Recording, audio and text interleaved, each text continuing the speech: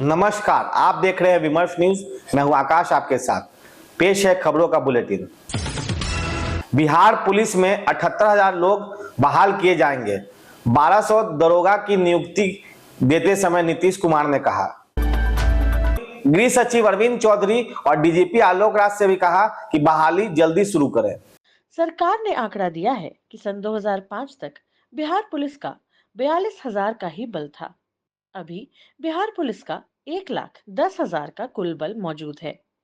सरकार मानती है कि बिहार की आबादी के अनुपात में आदर्श यही होगा कि 2,29,000 से ज्यादा का बल हो। 78,000 बहालियों के बाद पुलिस में 2 लाख तक की संख्या हो जाएगी। तो पहले से कह रहे थे और पिछली बार एक मीटिंग में ही हमने कहा कि भाई देखिए इसकी संख्या बढ़ी। अभी तो पहले कुछ नहीं था, उससे संख्या बढ़ी, लेकिन मेरी इच्छा है कि अब इनकी पूरी संख्या बढ़नी चाहिए। और हमने कहा कि देखिए पुलिस की संख्या यहाँ पर होनी चाहिए 2,39,000। अब इसके लिए काम करना चाहिए। यह हमें दूसरी बात है। तो एक तो अभी आप लोग का तो हुआ गलत है, लेकिन अभी 21,000 का भी ये लोग लगभग पूरा काम हो रहा। आप 20,000 भी और कर रहे हैं, तो हमने तो एक ही कहा है कि ठीक है, लेकिन इतना ही हो जाएगा तो 78,000 बचा है। इसलिए अधिकारी लोग मौजूद है, जरा इधर ताकिए, हम आपको ये कहने वाले हैं, समझ गए ना, कि तेजी से करिए। और हमारा कहना है कि अगले साल आप समझिए 6 महीने में, अगला साल तो चुनाव होने वाला है, तो उसके पहले 6 महीना में ही आप पूरी तौर पर बहाली कर लीजिए। नीतीश कुमार ने कहा कि एक साल में 12 लाख नौकरी दे देंगे। दरोगा बहाली के समय उन्होंने ये कहा। साथ में नीतीश कुमार ने यह भी कहा कि उनकी सरकार ने 24 लाख गैर सरकारी नौकरियां भी दी हैं। बिहार की यह महत्वपूर्ण खबर है। नीतीश कुमार ने 10 लाख नौकरियां देने और 20 लाख लोगों को रोजगार दिलाने का वादा किया था।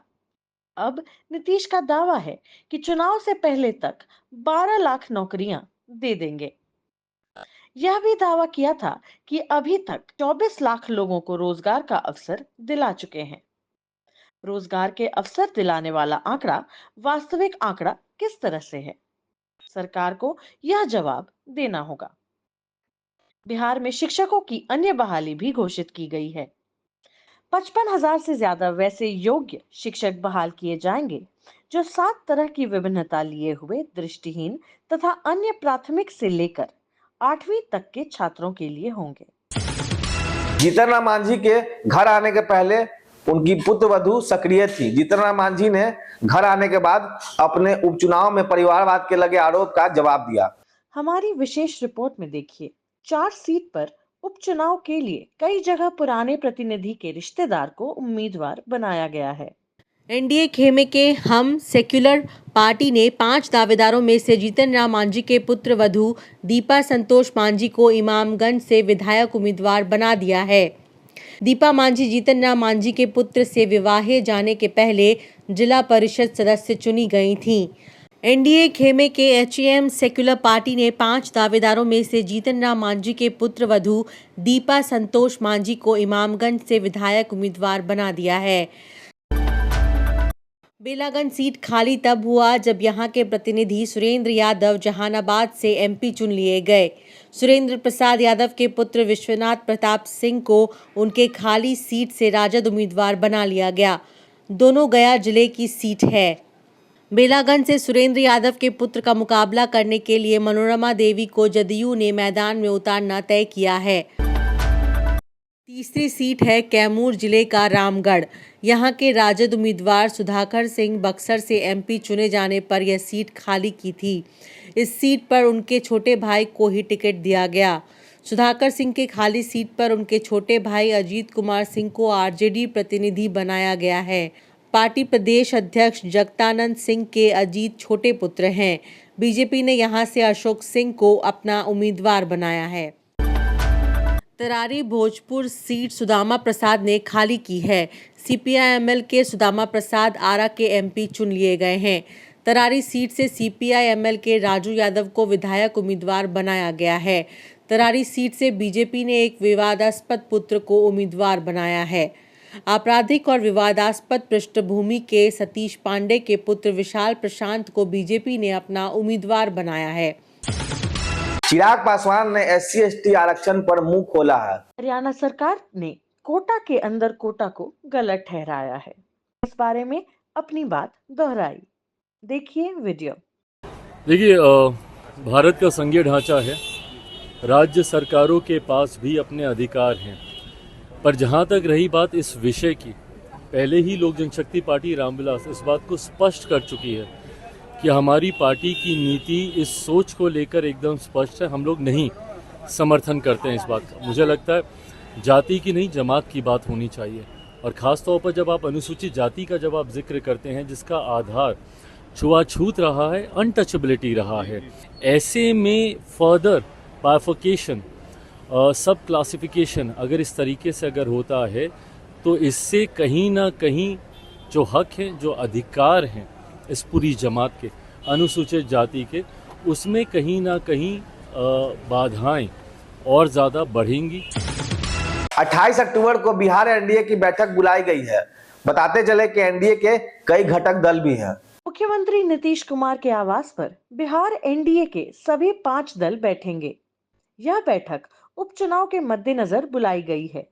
NDA की कोशिश होगी कि महागठबंधन के प्रतिनिधि वाले 3 सीट को अपने पाले में जीत कर लाएं। केवल इमामगंज में NDA के प्रतिनिधि ने सीट खाली किया है। जन स्वराज पार्टी भी उपचुनाव में भाग लेगी। PK की पार्टी को तरारी सीट पर झटका लगा है। उनके उम्मीदवार रिटायर्ड जनरल श्री कृष्णा सिंह बनाए जा रहे थे, परंतु रिटायर्ड होने के बाद कृष्णा सिंह दिल्ली में बस गए थे। बिहार के किसी भी क्षेत्र के वोटर लिस्ट में उनका नाम नहीं है। बिहार में विधानसभा का चुनाव लड़ने के लिए यह जरूरी है। परिवार के 5 लोगों के हत्यारों को सजा मिली है। नालंदा में एक परिवार के 5 लोगों की हत्या के मामले में 15 लोगों को आजीवन कारावास की सजा हुई है। सन 2021 में लोदीपुर गांव थाना छबीलापुर में 50 एकड़ जमीन के विवाद में एक परिवार के 5 लोगों की हत्या कर दी गई थी। इस मामले का ट्रायल पूरा करके 15 लोगों को दोषी ठहराया गया। सोमवार को 15 लोगों को आजीवन कारावास की सजा दे दी गई। दुखद खबर से बुलेटिन का अंत करेंगे। किडनी गिरोह की शिकार महिला ने अंतिम सांस ली। मुजफ्फरपुर के सकरा की सुनीता ने सोमवार को अस्पताल में ही अंतिम सांस ली। सुनीता की किडनी फेल कर गई थी। किडनी गायब करने वाले गिरोह के डॉक्टर ने उसकी दोनों किडनी निकाल दी थी। तब यह मामला चर्चा में आया था। अपनी किडनी डोनेट करने के लिए भी लोग आगे आए थे, परंतु किडनी ट्रांसप्लांट नहीं किया जा सका। सरकार ने उसे 5 लाख रुपए की सहायता दी थी। अस्पताल में उसका इलाज मुफ्त चल रहा था। Shri Krishna memorial hospital college Muzaffarpur में सुनीता ने 2:05 पर अंतिम सांस ली है।